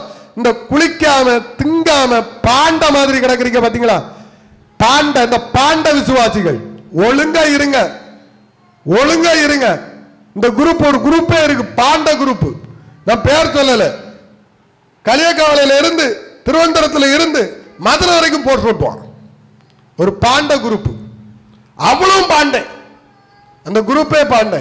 சாப்பிடாத, தொடாத, அதை செய்யாத, இதை செய்யாத, குளிக்காத, ட்ரெஸ் போடாத, போடவே போடு. இது யார் செய்வா? யார் செய்வா? புரியுதா உங்களுக்கு? யாராவது இந்த ஆவிக்குரிய ஸ்பிரிச்சுவல் வாழ்க்கையில எழும்பி போறேன்னு சொல்லிக்கிட்டு குளிக்காம இழிக்காம ஜோர்த்துங்காம வீட்டுக்குள்ள கடந்தீங்கன்னா, உங்க மாப்பிள்ள மாரா இருந்தாலும் சரி, பொண்டாட்டி மாரா இருந்தாலும் அடிச்சு வெளியே இறக்கி விட்டுருக்கு அந்த மெண்டலை. முதல்ல மாப்பிள்ளையும் பொண்டாட்டி பிள்ளைகளுக்கு சோறு போடணும். அல்லேலூயா. இங்கதான் உபதேசம் தவறா இருக்கிறது. முதல்ல யாருக்கு சாப்பாடு கொடுக்கணும்? புருஷன். பொண்டாட்டி பிள்ளைகளை கவனிக்காம நான் உபவாசம் உட்கார்ந்து இருக்கிறேன், அது உட்கார்ந்து இருக்கிறேன், இது உட்கார்ந்து இருக்கிறேன், இந்த பொம்பளை எல்லாம் சாப்பிடவே செய்யாதான். ஒரு சாப்பாடு கிடையாது, ஒண்ணும் கிடையாது, ஒரு நேரம் ஆயிடுச்சு. நம்ம என்ன நினைப்போம்? ஆமா, தெய்வீகத்தின் உச்ச நிலை இல்லை, தப்பு. எங்கே நீங்க நல்லா நான் சொல்லித்தாரேன், கேட்டுக்கிறீங்க. இந்த ஆவிக்குரிய ஸ்பிரிச்சுவல் வாழ்க்கை, அந்த வாழ்க்கை, இந்த வாழ்க்கைன்னு சொல்லிக்கிட்டு கொஞ்சம் வித்தியாசமா ஒருத்தன் போறாம நினைச்சுக்கிடுங்க, விழுந்துட்டானு. ஒரு பெண்ணா இருந்தாலும் ஆணா இருந்தாலும் நானா இருந்தாலும் விழுந்துட்டான்னு அர்த்தம். அல்லேலூயா, சோத்திரம். ரொம்ப கவனமாக இருக்க வேண்டும். இப்படி ஒரு கூட்டம் இருக்கிறது இன்னைக்கும். இவங்க சாப்பிட மாட்டாங்களா, ஒன்னும் செய்யாது, எந்த காரியமும் செய்யாத அந்த பொம்பளை. ஒரு சபைக்கு கூட்டிட்டு போயாச்சுன்னா ஊழியக்காரனுக்கு தீர்க்க தரிசனம், இந்த பொம்பளை பிரசங்கம் பண்ணுமா, வீட்டுல 24 மணிக்கிற வெளிப்பாடு கேட்கறதுக்கு போன் வந்துகிட்டே இருக்குமா, பொய் இல்ல உண்மை, கரெக்டா சொல்லுமா. குடும்பத்துல ஒரு சந்தேகம், ஏதோ ஒரு வித்தியாசம் இருக்கிறது. கடைசியில் இவர்கிட்ட கொண்டு போயிருக்கிறாங்க மாட்டிக்கிட்டு. கவனம், நிறைய சுத்திக்கிட்டு இருக்கிறாங்க இந்த பெண்கள். நிறைய பேர் இன்னைக்கு தீர்க்கதரிசின்னு இருக்கிறாங்க. எம்மா தீர்க்க தரிசனம் சொல்லலாம், ஆனால் தீர்க்க தரிசனம் கவனமாக இருக்க வேண்டும். சொல்லொழுங்கி என்று சொல்லக்கூடிய ஒரு நல்ல தேவ மனுஷன் இருந்தார். அவர் மூலமாக எழும்பின ஒரு எழுப்புதல் வடக்கங்குளம் யாக்கோபுரம் சொல்லி ஒரு பகுதி முழுவதும் இன்னைக்கு அநேகர் இருக்கிறாங்க. ஏகப்பட்ட விசுவாசிகள் இருக்கிறாங்க. ஒரு ஸ்தாபனத்தை உடைச்சார் வடக்கங்குளம் அந்த பகுதியில், அந்த காவகுணர் பகுதியில இருக்கிற அந்த ஆர்சி சர்ச்செல்லாம் உங்களுக்கு தெரியும். அந்த கோட்டையை தவிடுபடியாக்கினார். என்கிட்ட சொன்ன சாட்சிகள் அநேகர். ஒரு கட்டம் வந்தது. என்ன நடந்தது தெரியுமா? நான் சொல்லித்தாரேன். பிரகாசிக்கிறவர்களை விளத்தள்ளுகிற ஆவி அந்த சர்ச்சைக்குள்ள ஒரு பொம்பளைக்கு உள்ளாத தீர்க்க தரிசன ஆவி இறங்கி விட்டது. அவங்க சொல்ற தீர்க்க தரிசனம் எல்லாம் கரெக்டா தான் இருந்தது. நிறைய பேருக்கு தெரியாது அவர் எப்படி விழுந்தார், அவர் எப்படி தன்னுடைய ஊழியத்தை இழந்தார் என்பது. தீர்க்க தரிசனம் என்றால் அப்படி இருக்கும். ஒரு கட்டத்தில் சொல்லி இருக்கிறார்கள், இயேசுவை போல மாற்றுவதற்காக. பைபிள்ல இருக்கு பாத்தீங்களா? அவன் செருப்பு, நீ போகும்போது ஒரு கோலை கொண்டு போகாத, செருப்பு கொண்டு போகாத, சட்டை போடாதன்னு சொன்ன உடனே இந்த ஆள் என்ன பண்ண ஆரம்பிச்சிட்டார்னா, நல்லா இருந்த மனுஷன் திடீர்னு பார்த்தா செருப்பு போட மாட்டாரு. என்ன போட மாட்டாரு? செருப்பு போட மாட்டாரு. கர்த்தர் சொன்ன செருப்பு வேற, அவர் சொன்ன பாதரட்சை வேற. அல்லேலூயா. உலக பிரகாரமான பாதரட்சை கிடையாது. சோத்திரம். சாரி, அவர் சொன்ன அந்த அர்த்தங்களே வேற. அது ஆவிக்குரிய அர்த்தங்கள் தான் அதுல உள்ளது.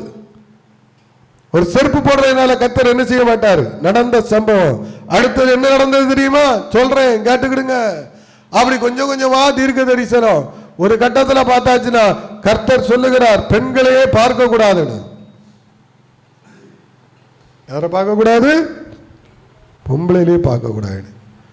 அப்புறம் பாத்தீங்கன்னா வரக்கூடிய ஜனங்களை எப்படி சந்திக்க முடியும்? எழுப்புதல் பிசாசு எங்க உடைக்கிறான் பாருங்க. ஆனால் கடைசியில பார்த்தா ஒரு கட்டத்துல வசனம் எடுத்து கொடுக்கிறது யாரு? அந்த பொம்பளை தான் வசனமே எடுத்து கொடுக்கும். இந்த வாரம் கர்த்தர் உன்னை இதைத்தான் பேச சொன்னார். இங்க யாராவது அப்படி ஆயத்தமாயிட்டு இருக்கிறீங்களா? அதுக்குதான் இப்ப இதை வச்சிருக்கேன். எதை வச்சிருக்கேன்?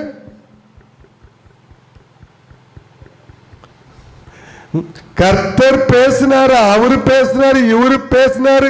கர்த்தர் உங்கள்கிட்ட இந்த வசனத்தை எடுத்து பேச சொன்னாரு. பாலாசிர் லாரிய கர்த்தர் பேசும்போது என்கிட்ட மூஞ்சி திருப்பிட்டு இருந்தாரு. யோ, எழுப்புதல பேச பாலாசிர் லாரிய பேசித்தாயாகணும். அல்லேலூயா. முட்டா பயல, முட்டா பயல. எந்த ஊழியக்காரன் இப்ப விழாம இருக்கிறான்? எனக்கு ஒரு ஊழியக்காரனை சொல்லுங்க, விழாத ஊழியக்காரனை சொல்லுங்க. எவன் பைத்தியம் இல்லை சொல்லுங்க? எல்லாருக்கும் பைத்தியம் தான். ஒவ்வொருத்தனுக்கும் ஒவ்வொரு பைத்தியம். ஒருத்தனுக்கு பெண்ணு பைத்தியம், ஒருத்தனுக்கு பண பைத்தியம், ஒருத்தனுக்கு கன பைத்தியம். எவன் விழல, எவன் சொத்து சேர்க்கல, எவன் காசு சம்பாதிக்கல, எல்லாம் துணி இல்லாம நடக்கிறான். பேசுறது சும்மா பேசுறது புறம்போக்கு. என்கிட்ட கேட்டீங்கன்னா எல்லாரும் விழுந்து விழுந்துதான் கிடக்கிறான். இன்னைக்கு என்னையும் சாத்துதான். ஹல்லேலூயா. எல்லாம் விழுந்துதான் கிடக்கிறோம். ஆனா இயேசு சொன்னது போல ஒரு 30 மார்க். இப்ப நான் சொல்றது புரியுதா? யாரும் இயேசு கிறிஸ்து கிடையாது, யாரும் அப்போஸ்தலர் கிடையாது.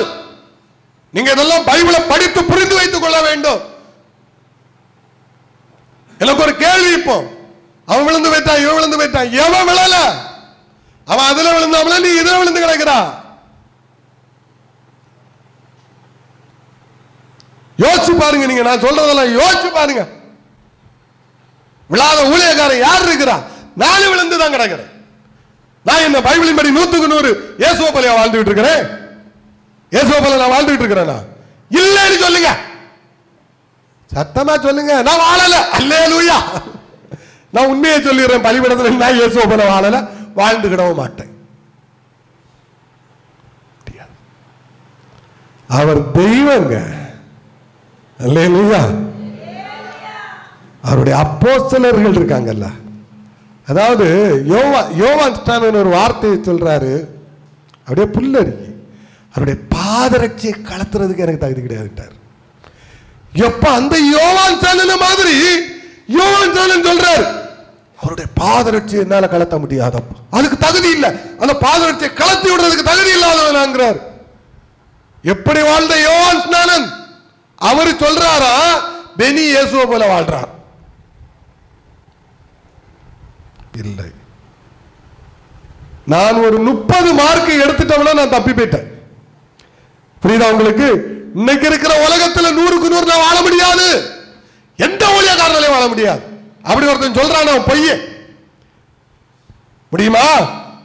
முடியாது. அவர் கடவுள், நல்லவன், எல்லாம் நல்லவங்க தான், மனசாட்சி அவ்வளவுதான், அதோட போயிட்டு இருக்கணும். அவன் அப்படி விழுந்து ஒன்று இல்லாம போயிட்டான். என்ன பொறுத்த வரைக்கும் எல்லாமே விழுந்து தான் கிடக்கிறது. ஹல்லேலூயா. ஒரு அப்போஸ்தலன் மாதிரி வாழ முடியுமா? இன்னைக்கு வாழ முடியுமா? எப்படி இரு அவங்க லைஃப் எல்லாம் வாசிங்க, கண்ணீர் வருங்க, கண்ணீர் வரும். எங்கேயோ பிறந்து எங்கேயோ வந்து அனாதையா செத்து போனாருங்க தோமா. குடும்பம் இல்லையா அவருக்கு? குடும்பம் இல்லையா? அம்மா அப்பா இல்லையா? சகோதரர்கள் இல்லையா? எத்தனையோ மைல். இன்னைக்கு கூட பாத்தீங்கன்னா பிளைட்டை பிடிச்சு என்ன செய்யலாம், அங்க எங்கேயோ போய் பார்த்துட்டு வந்துடலாம். இன்னைக்கு ஒரு மிஷனரியா இருக்கிறவங்க குடும்பத்தை அடிக்கடி பார்க்கலாம், பார்க்க முடியாது. வந்த தோமாவை அடக்கம் பண்றது வரைக்கும் தோமா செத்தது கூட அவங்க குடும்பத்துக்கு தெரிஞ்சிருக்காரு, தோமாவுடைய தாய்க்கு தெரிஞ்சிருக்காரு, தகப்பனுக்கு தெரிஞ்சிருக்காரு. தியாகம் அப்படிலாம் ஒண்ணு நம்ம இப்ப வாழல, நானும் வாழல, நீங்களும் வாழல. பொய் போதகங்கள், பொய் போதகங்கள், பொய் போதகங்கள், பொய் பொய்யாய் போதிக்கிற போதகங்கள். அப்போஸ்தலர்னு நான் போடலாம், ஆனா அப்போஸ்தலர்னு நான் போடுறதுக்கு முன்பாக இந்த பைபிளை ஒரு விஷயம் நான் பார்க்க வேண்டும். இவன் அப்போஸ்தலர் பட்டம், அதாவது இந்த அப்போஸ்தலருடைய பட்டம் எனக்கு அவசியமா? நான் ஒரு பாஸ்டராட்டே இருந்துட்டு போயிடலாம், அல்லேலூயா. நான் ஒரு போதகராட்டே இருந்துட்டு போயிடலாம், நான் ஒரு பிரதராட்டே இருந்துட்டு போயிடலாம். இந்த பரிசுத்தவான்களுக்கு போட்ட அப்போஸ்தலர் பட்டம் எனக்கு அவசியமா? 12 பேருக்கு கொடுக்கப்பட்டது. ஆனா இன்னும் அநேக சீசர்கள் இருக்கிறாங்க. மார்க் இருக்கிறாரு, லூக்கா இருக்கிறாரு, எல்லா ரத்த சாட்சி தான். அப்போஸ்தலன் அல்ல இவர்கள். பிலிப்புங்கிற ஒரு மனுஷன் வராரு, பர்ணவாகிற ஒரு மனுஷன் வராரு. அப்போஸ்தலர் பட்டம் இவர்களுக்கு கொடுக்கப்படவில்லை. இவர்கள் சாதாரணமான ஒரு தேவ மனிதர்களாய் வாழ்ந்து மரித்தார்கள். ஏன்னா அவங்களுக்கு தெரிஞ்சிருக்கு, எப்பா இவங்க வேற, நான் வேற.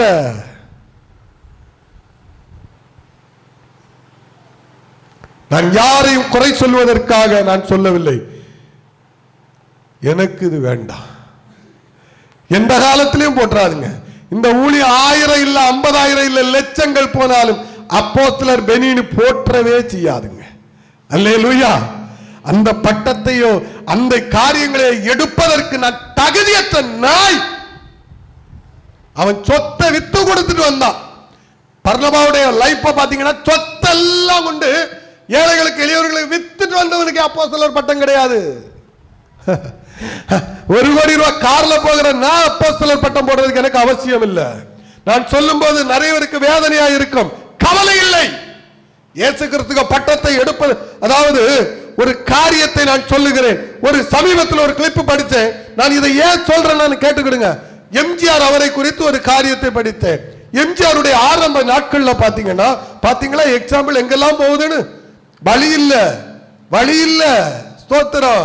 பரிசுத்தவான்கள் இருக்கிறாங்க, உலக மனுஷனுக்கு சொல்லணுமே. இவர் சீஃப் மினிஸ்டரா இருக்கிறாரு. சீஃப் மினிஸ்டரா இருக்கும்போது அவர் ஆரம்ப நாட்கள்ல அவரை வந்து வளர்த்து கொஞ்சம் உதவி செய்து அவருக்கு சாப்பாடு கொடுத்து ஒரு லெவல்ல கொண்டு வந்த ஒரு மனுஷனுக்கு அவார்டு கொடுக்கணும். இவர் ஆசையோடு வந்து உட்கார்ந்து இருக்கிறாரு. சீஃப் மினிஸ்டருக்கு கையால என்ன வாங்க போறேன்? நல்லா புரிஞ்சுக்கிடுங்க. இது ஊழியக்காரனுக்கும் சரி விசுவாசிகளுக்கும் சரி ஷவுட்ல அடிக்கிறது மாதிரி. கொஞ்சம் புரிந்து கொள்ள வேண்டும், கொஞ்சம் புரிந்து கொள்ள வேண்டும். ஒரு ஊழியக்காரன் நான் 2வது நான் வாரேன், சோத்திரம். அப்புறம் பாத்தீங்கன்னா இவர் வந்து இருக்கும்போது எல்லாருக்கும் அவார்டு கொடுத்தாச்சு. ஆனா பாத்தீங்கன்னா இந்த மனுஷனுக்கு அவார்டு கொடுக்கல. இந்த மனுஷனுக்கு அவார்டு கொடுக்கும் போது நாஞ்சில் நெடுஞ்செழியனா என்ன ஒரு மனுஷன், அவருடைய பேர் நான் நினைக்கிறேன், அவர்கிட்ட கொடுக்க சொல்லிட்டார். இவர் துக்கத்தோட போய் உட்கார்ந்திருந்தார், ரொம்ப மனவேதனையோட போய் உட்கார்ந்திருந்தார். ஒண்ணுமே புரியலையா? என்னடா நாம இவருக்கு எவ்வளவு செய்திருப்போம், அவர் கையால வாங்கணும்ல நான் வந்தேன் அப்படின்னு சொல்லிக்கிட்டு அவார்டை வாங்கி வச்சுக்கிட்டு இருக்கும்போது, இது யூடியூப்ல இன்னைக்கும் கிடைக்கிறது, அந்த போட்டோல இருந்து எல்லாம் கிடைக்கிறது. அப்படியே போய் காலில் அப்படியே விழுந்துட்டார். ஒரு சீஃப் மினிஸ்டர் ஸ்டேஜில் விழுந்து கும்பிட்டாரா. கும்பிட்டுக்கிட்டு சொன்னாரா, இந்த அவார்டை நான் கொடுத்து நீங்கள் வாங்கி இருந்தால் அது உங்களுக்கு இழுக்கு. ஹல்லேலூயா, ஹல்லேலூயா. உங்களை மட்டம் தட்டுறதுக்கு சமம். நீங்க என்ன விட பெரியவங்க. நல்லா நான் கொடுக்கல. டோட்டல் அரங்கமே அப்படி கண்ணீர் சிந்தனா. இன்னைக்கு அப்படி இல்லை. ஒரு ஊழியக்காரர்கள்ட்ட உள்ள இறப்பாளித்தனத்தை நான் சொல்லட்டா ஆரம்பத்தில் நல்லா சேர்ந்திருந்து ஊழியம் செய்வாங்க. நான் சொல்லித்தாரேன். ஆரம்பத்தில் பெனியா இருந்தாலும் அப்படிதான், எவனா இருந்தாலும் அப்படிதான், நல்லா சேர்ந்து ஊழியம் செய்வாங்க. ஒரு 4 பேர் நல்ல தொடர்புல இருப்பாங்க. ஒரு காலம் வரும்போது நான் வளர்ந்து போயிடுவேன்.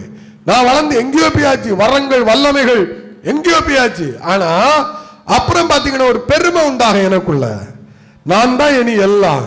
ஆனா எனக்காக முழங்கால் படியிட்டு ஆண்டவரே இந்த ஊழியக்காரன் இன்னும் அபிஷேகத்திலும் காரியங்களையும் வளருங்க வளருங்க போறான் பாத்தீங்களா, சொல்றான் பாத்தீங்களா, இவனையும் மறந்துடுவான். இன்னைக்கு வரம் பெற்ற ஊழியக்காரர்கள்ட்ட இருக்கிற தலக்கனவே இதுதான். வரம் இல்லாம ஒருவேளை அவனும் ஊழியக்காரன் ஆரம்பத்துல தேவன் எனக்கு கொடுத்திருக்காரு, சோத்திரம் இருக்கட்டும், அவனை மதிக்காமல் இருப்பது தவறு. ஆரம்ப நாட்கள்ல அவன் தான் அவனை தூக்கி விட்டது. உன்னுடைய காரியத்துக்காக ஜெபிச்சது அவன் தான். வளர்ந்து போயிருவான், விறுவிறு வளர்ந்து போயிருவான். கடைசியில பார்த்தா அவனை கண்டு கொள்ளவே மாட்டான். ஆனா அன்னைக்கு இருந்தவர்கள் அப்படி கிடையாது. சுதந்திர போராட்டத்தில் தியாகிகளா இருந்தவர்களை காமராஜர் எங்கேயோ போய் நின்று கூப்பிட்டாராம். ஓய், எப்படி முதல்வர் கூப்பிடுறாரு ஒரு இடத்துல போய் சாட்சி எங்க போக பாருங்க. இன்னைக்கு அப்படி இல்ல, கண்டா திரும்பிடுவோம். ஏன்னா இவர் வாழ்ந்துட்டாரு. இவரு இப்ப நெஞ்சாச்சு, உலகத்திலே பெரிய ஊழியக்காரன் ஆயாச்சு, டாப் ரேஞ்சி, லாரி பிரசங்க மாதிரி ஆயாச்சு. யார மாதிரி? லாரிய மாதிரி ஆயாச்சு. சோத்திரம். கவனம் கவனம். தூக்கிவிட்ட ஏணியை மிதிக்கிறது, இல்லைன்னு சொல்லி பொய் சொல்றது அசிங்கமா இல்ல? நீ பிறந்த பிறப்புக்கே தப்பு. படியுங்கள், உலக மனிதர்கள்ட்ட போய் படியுங்கள், உலக மனுஷன் போய் படியுங்கள். பேசுற எல்லாம் சர்வ சாதாரணமாக பேசுறோம். பாருங்க, மோடி ஒரு விஷயத்துல எனக்கு பிடிக்கிறோம். இந்த குஷ்பு அவங்களுடைய அம்மாவுக்கு காலில் போய் விழுறாருங்க, முஸ்லீம்ங்க அவங்க.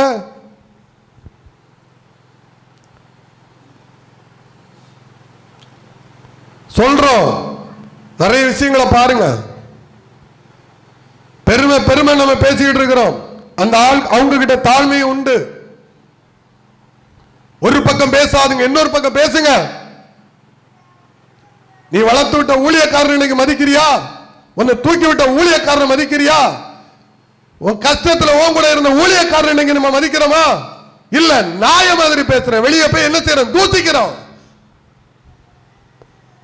நல்ல தாய்க்கு நல்ல தகப்பனுங்க பிறந்த மனுஷன் அவங்க எல்லாம்.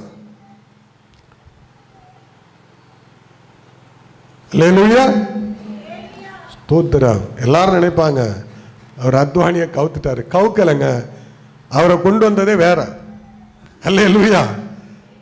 அதெல்லாம் நிறைய உண்டு. அதுல நம்ம நினைக்கிறேன் இவரு தான் ஜாலியை முடிச்சாரு.